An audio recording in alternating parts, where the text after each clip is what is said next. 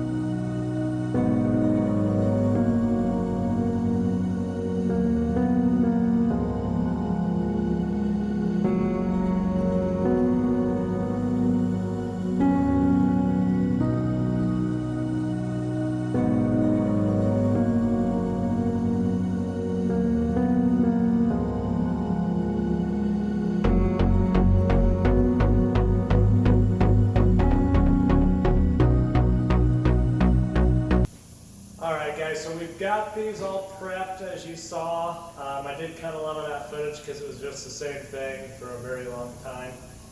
We just got them out of the oven. We outgassed them at 450 for about 40 minutes. And now they are cooled back down. We're going to spray them and get them back in the oven for the final cure.